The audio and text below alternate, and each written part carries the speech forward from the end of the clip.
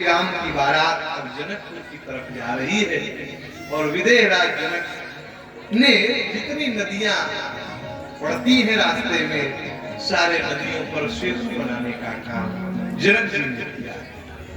विदेह राज जनक का नगर सज गया है, सज करके तैयार हो गया है और जनकपुर में क्या है ना कि सारे लोग संपन्न है, सारे लोग, कोई विपन्नता नहीं है। विदेहराज जनक का ये उपासना का प्रभाव है।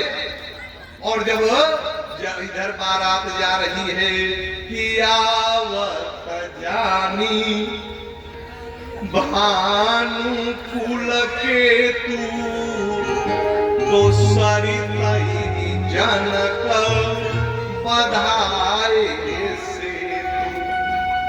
अब बारात गई, जनकपुर पहुंची और जब जनकपुर पहुंची है ना तो जनवासे में बारात रुकी है और उसी जनवासे में भगवान श्री राम भी अवधपुर वासियों से मिलने आए।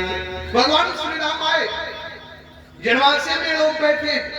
विदेह राज जनक की अद्भुत व्यवस्था है, लेकिन जनक जी ने सर्वप्रथम दही और चूड़ा भेजा, दही और चूड़ा।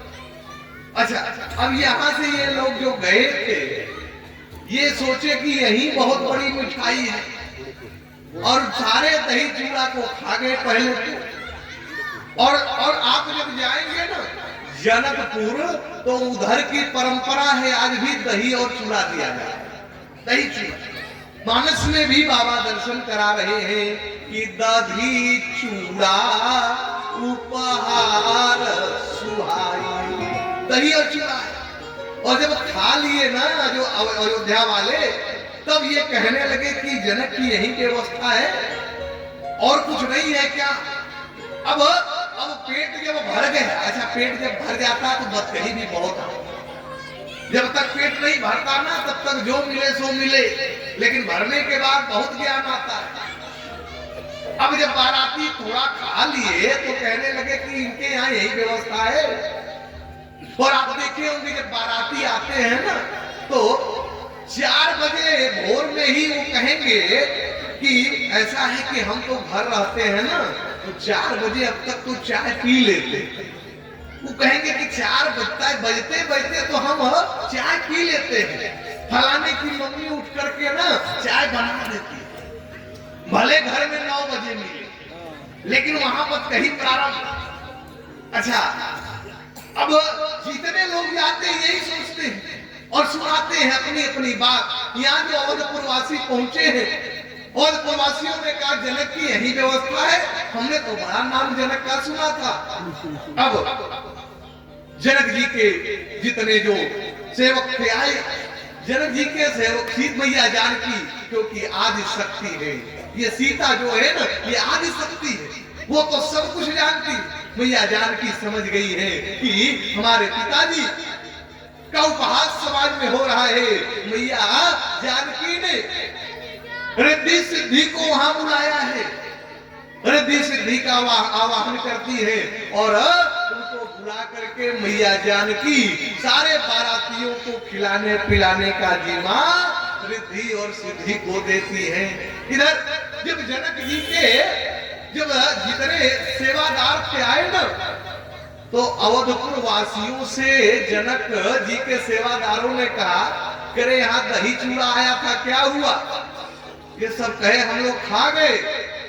जनक जी के सेवादारों ने कहा अरे वो तो घोड़े और हाथियों के लिए भेजा, घोड़े और हाथियों के लिए, और आप लोग खा गए।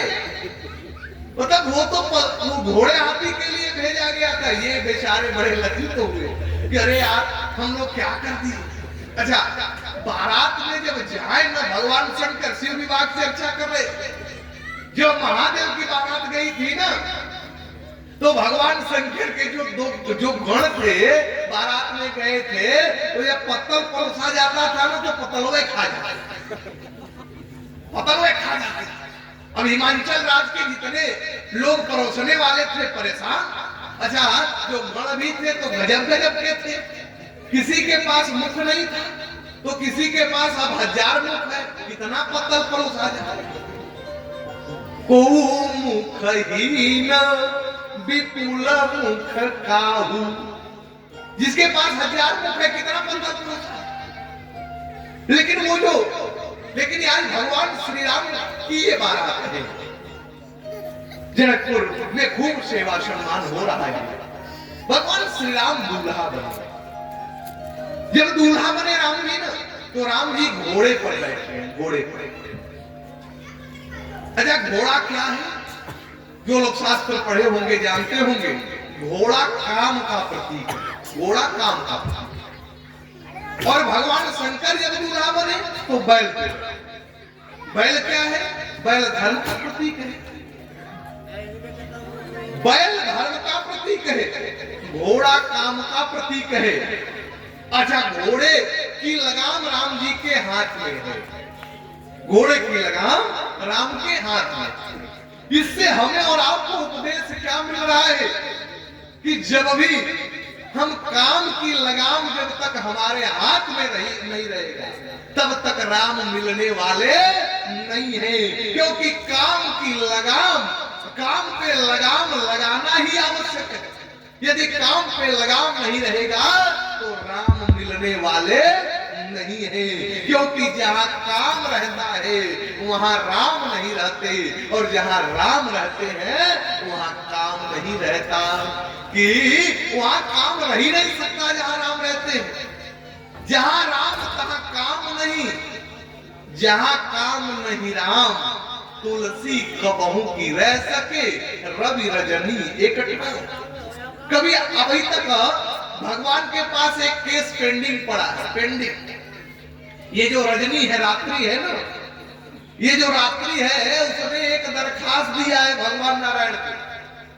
रजनी ने एक दरखास्त ये दिया है कि महाराज, ये जो सूर्य नारायण है ना, ये हमारा पीछा करते हैं, सूर्य नारायण हमारा पीछा करते रहते हैं। जहां मैं जाती हूं ना, तो ये पीछे पीछे आ जाते हैं। भगवान ने कहा तब क्या करे कि आप उनको समझाइए। अब भगवान सूर्य नारायण को तो बुलाए हैं, लेकिन जब सूर्य पहुंचते हैं तो रजनी नहीं पहुंच पाती, और जब रजनी पहुंचती है तो सूर्य नहीं पहुंच पाता, तब सूर्य नहीं पहुंचता। निवेदन कर, जब भगवान श्री राम का प्रादुर्भाव अयोध्या में हुआ था ना, राम जन्म की कथा हम और आप सुन रहे थे। एक महीने तक दिन रह गया था, एक महीने। लेकिन ये कोई जान नहीं पाया कि मास दिवस कर दिवस बा, और मरम न जान कोई, और रथ समेत रवि था केहूं, तो निशा कवन विधि हो। एक महीने तक दिन रह गया, सूर्य नारायण जा ही नहीं रहे थे। अब सूर्य जाए नहीं तो रात्रि आवे कैसे? और जब रात्रि नहीं आएगी तो चंद्रमा ने भगवान श्री राम से कहा, प्रभु ये देख रहे हैं 1 महीने से सूर्य रुके हुए हैं, दुनिया के सारे लोग आपका दर्शन कर रहे हैं प्रभु, मैं ही एक अभागा चंद्रमा हूं जो आपका मैं दर्शन नहीं कर पा रहा हूं, बाकी सारे लोग दर्शन कर रहे हैं। भगवान श्री राम ने कहा, चंद्रमा तुम चिंता न करो, तुम्हारा जो चंद्र नाम है ना, ये मैं अपने नाम में धारण कर रहा हूं। राम जी का उसी समय से नाम पड़ गया श्री रामचंद्र भगवान की। राम जी ने चंद्र का नाम अपने नाम में धारण किया, और राम जी ने चंद्रमा को वचन दिया। राम जी ने कहा, देखो ये तो मेरा अवतार हो चुका है, लेकिन मैं तुम्हें वचन दे रहा हूं, अगला जब मेरा अवतार होगा तो ये पूरी दुनिया सोई रहेगी, और तुम मेरा दर्शन जी भर के करना। इसलिए भगवान श्री कृष्ण रात्रि के बारे में, लेकिन ये सूर्य नारायण 1 महीने तक रुके। अच्छा, बड़े पढ़े लिखे लोग बैठे, ये बताइए कि सूर्य घूमते हैं कि पृथ्वी घूमती है? पृथ्वी घूमती है, सूर्य का चक्कर तो पृथ्वी लगाती है, हम और आप जो पढ़े हैं। अच्छा, तो जब पृथ्वी घूमती है, और यहाँ बाबा कह रहे हैं मास दिवस कर दिवस बा, और मरम न जान कोई, और रथ समेत रवि था केहूं, तो निशा कवन विधि हो। तो सूर्य नारायण का घोड़ा रुक गया। क्यों रुक गया? भगवान श्री राम का प्रादुर्भाव श्री अवध में हुआ ना, तो पृथ्वी इतनी प्रसन्न हो गई, पृथ्वी इतनी प्रसन्न हो गई कि उसने घूमना ही बंद कर दिया। और जब पृथ्वी घूमना बंद की तो सूर्य नारायण एक जगह ही रुक गए, क्योंकि सूर्य का परिक्रमा पृथ्वी लगाती है। और पृथ्वी इतनी प्रसन्न हुई कि वो घूमना ही बंद कर देती है, क्योंकि आज इसके कष्ट को दूर करने के लिए ही तो परमपिता परमेश्वर का अवतार हुआ। आज भगवान श्री राम दूल्हा बने, घोड़े पर बैठे हैं, काम पर विजय प्राप्त, काम पर वही विजय प्राप्त कर सकता है जिसके हाथ में काम की लगाम हो, क्योंकि काम पर लगाम नहीं होगा तो वो व्यक्ति जीवन में अपना विकास करने वाला नहीं है। आज भगवान श्री राम की दिव्य बारात सजी है। जनकपुर के गलियों में भगवान श्री राम को माताएं देख रही हैं। अच्छा, जब भगवान श्री राम की बारात अब मंडप की तरफ जाने लगी है ना, तो जितनी जनकपुर की माताएं थी वो देखने लगी राम, इतने सुंदर राम जी है। अच्छा, तो जितनी माताएं थी, जैसे इस गली से भी दूल्हा जाए तो माताएं जो होती हैं अपने खिड़की से दरवाजे पे खड़ी होकर के देखने लगी। अच्छा, जब देखने लगी ना, भगवान श्री राम जनकपुर के गलियों में जब जा रहे थे, माताओं ने देखा। अच्छा, तो सारी माताएं जब देख रही थी तो एक वो नई नवेली दुल्हन आई थी, नई नवेली, और वो भी अब बाहर निकल गया। उसकी सास उसी को देख रही थी, सास। अच्छा, सास ना सिर्फ अपने बहुए को देखती है कि बहू क्या करती है। अच्छा, सास का अर्थ क्या होता है? पहले के जमाने में सास नाम का अर्थ ही आजकल बदल गया। सास उसे कहा जाता है जो बहू को काम कराते कराते सांस न लेने, उसी का नाम सास। आजकल की सास। अच्छा, तो बहू भी जो आ रही है ना, वो कह रही है जब तक आपका लहू न निकाल दे तब तक हम भी बहू हैं।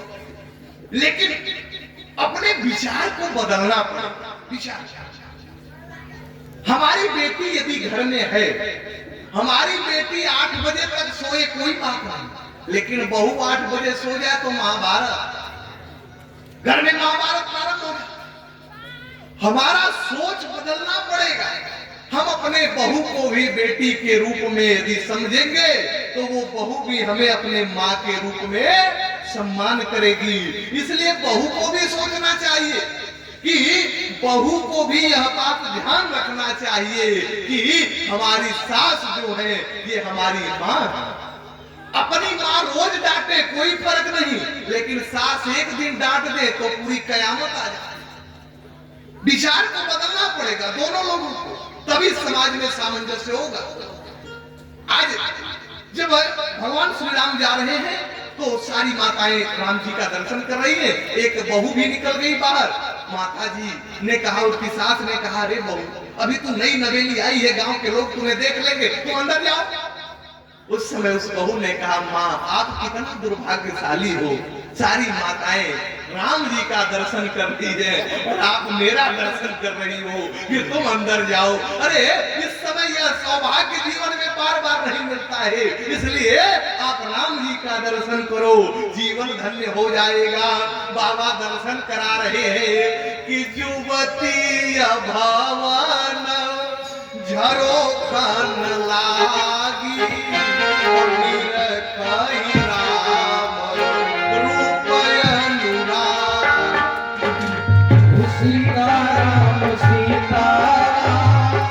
सीताराम कहिए जाहि बेरा तेरा ताहि बेर कहिए। युवती भवन झरोखन लागी, निरखहि राम रूप अनुरागी। अपने प्रेम में विह्वल होकर के भगवान श्री राम का दर्शन जनकपुर की माताएं करती है।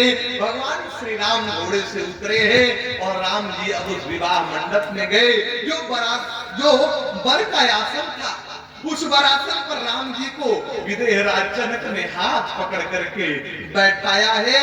और जब राम जी वरासन पे बैठे हैं, मैया जानकी को वामांग में बैठाया गया। इस दृश्य को देख करके विदेहराज जनक के नेत्रों से प्रसन्नता की अश्रु की धारा बहने लगी कि बैठे वरासन राम जानकी अमुदित मन दशरथ भयो। इधर इस दृश्य को देख करके चक्रवर्ती सम्राट दशरथ जी प्रसन्न हो रहे हैं। दिव्य भगवान का विवाह होने जा रहा है। सारे वैदिक ब्राह्मण जो है वो वेद ध्वनि कर रहे हैं और मंत्रों का उच्चारण कर रहे हैं और बड़े विधि विधान के साथ भगवान श्री राम का विवाह संपन्न हुआ है। और जब विवाह संपन्न हुआ और विवाह जब होता है तो सिंदूर लगाया जाता है। आज भगवान श्री राम के हाथ में सिंदूर दिया गया है मैया जानकी को लगाने के लिए कि राम सिया सिर सिंदूर देई। भगवान श्री राम ने मैया जानकी को सिंदूर लगाया है और भगवान श्री राम ने मां जानकी का वर्ण किया।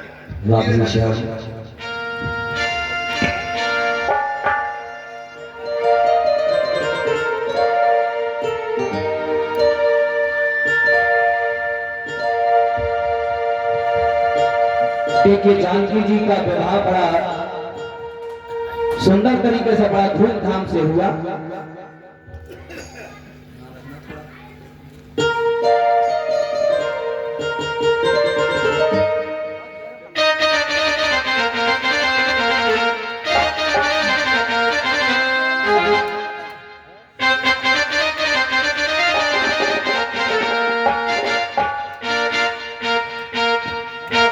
सीता जहां चले हैं रगड़ाई बिगड़ी बनाई चले हैं हरी साय के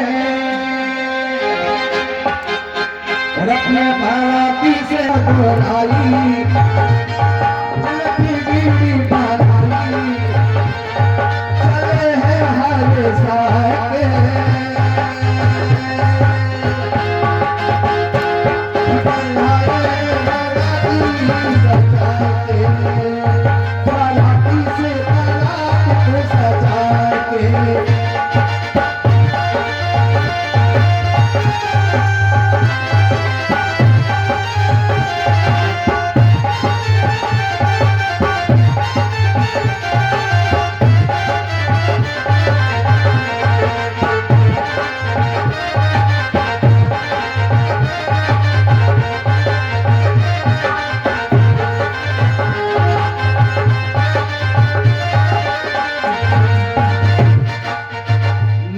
सोचा कि बहुत बढ़िया ले लेने का, चलो भगवान राम है भंडार भरेंगे आज। बड़े उत्साह के साथ लगती है नाई हमारे पड़ती भयो सुख भारी हमारे पड़ती भयो सुख भारी हमारे पड़ती भयो सुख भारी हमारे पड़ती भयो सुख भारी। ओ नाई मांगे नेक बिचारी नाई मांगे नेक बिचारी। बोले महाराज हमारे नेक हमें दे दो। बोले रुक जाओ। ओ हमारे पड़ती भयो सुख भारी हमारे पड़ती भयो सुख भारी नाई मांगे नेक बिचारी नाई मांगे। ओ तुले राजा भय है सब राजा चले हो हरी साय पे अपनी तारा